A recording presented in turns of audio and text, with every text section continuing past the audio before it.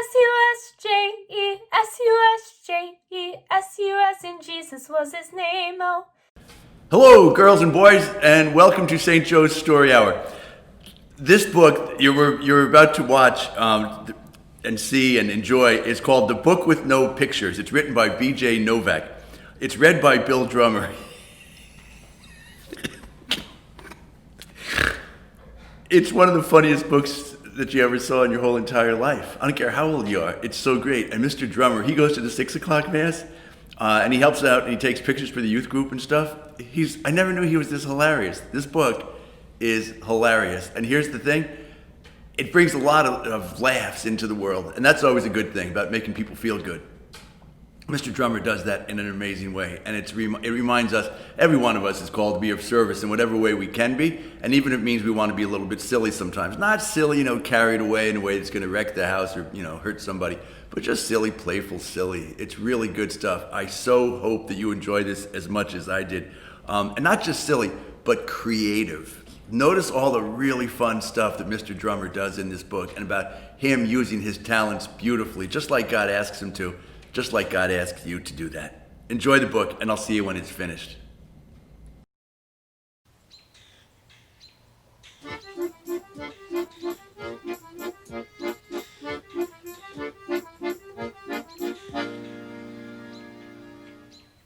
The Book with No Pictures by BJ Novak. This is a book with no pictures. It might seem like no fun to have someone read you a book with no pictures.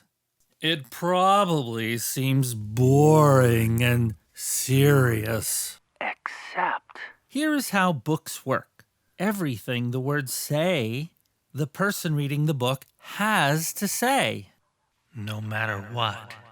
That's the deal, that's the rule. So that means even if the words say blork. Wait, what? That doesn't even mean anything. Blurf! Wait a second. What? This isn't the kind of book I wanted to read, and I have to say every word the book says? Uh-oh. I am a monkey who taught myself to read. Hey, I'm not a monkey. And now I am reading you this book with my monkey mouth in my monkey voice. That's not true. I am not a monkey. Yes, I am a monkey. Also, I am a robot monkey. What? And my head is made of blueberry pizza. Wait a second. Is this whole book a trick? Can I stop reading, please? No. And now it's time for me to sing you my favorite song. A song? Do I really have to sing a... Glug, glug, glug. My face is a bug. I eat ants for breakfast right off the rug. This book is ridiculous. Can I stop reading yet? No. There are more pages. I have to read the rest. My only friend in the whole wide world is a hippo named Boo Boo Butt. Boo Boo Butt. And also, the kid I'm reading this book to is... The best kid ever in the history of the entire world. Oh, really?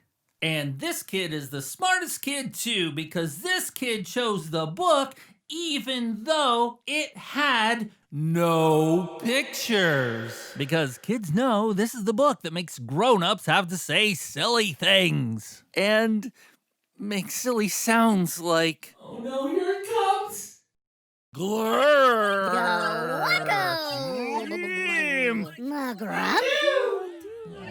Beep, boop, beep, boop, beep, boop, beep.